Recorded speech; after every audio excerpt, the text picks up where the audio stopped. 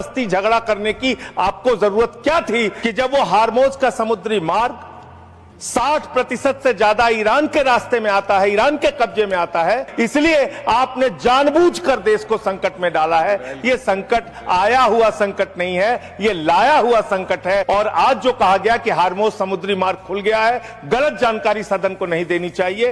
हार्मोज समुद्री मार्ग से मात्र 2 जहाज आपके आए हैं, 22 जहाज अभी भी आपके रुके हैं। प्रधानमंत्री जी जब गए थे ईरान की यात्रा में, उन्होंने कहा भारत और ईरान की दोस्ती इतिहास से भी पुरानी है। उन्होंने खामेनेई जी को कुरान की पांडुलिपि भेंट की थी 7वीं शताब्दी की मान्यवर।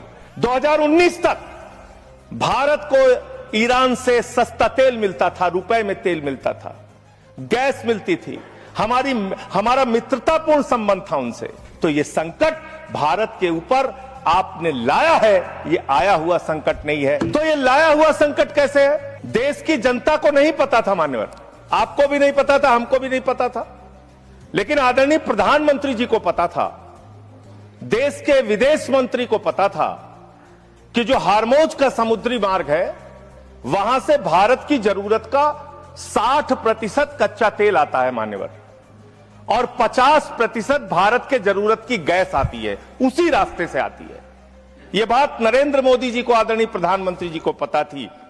तो मैं आपके माध्यम से पूछना चाहता हूं कि जब वो हार्मोज का समुद्री मार्ग 60% से ज्यादा ईरान के रास्ते में आता है, ईरान के कब्जे में आता है, तो ईरान से तू कौन मैं खामखा जबरदस्ती झगड़ा करने की आपको जरूरत क्या थी? इसलिए आपने जानबूझकर देश को संकट में डाला है। ये संकट आया हुआ संकट नहीं है, ये लाया हुआ संकट है। और इस लाए हुए संकट के सबसे बड़े जो प्रायोजित किया है जिन्होंने संकट, उसका नाम है देश के प्रधानमंत्री।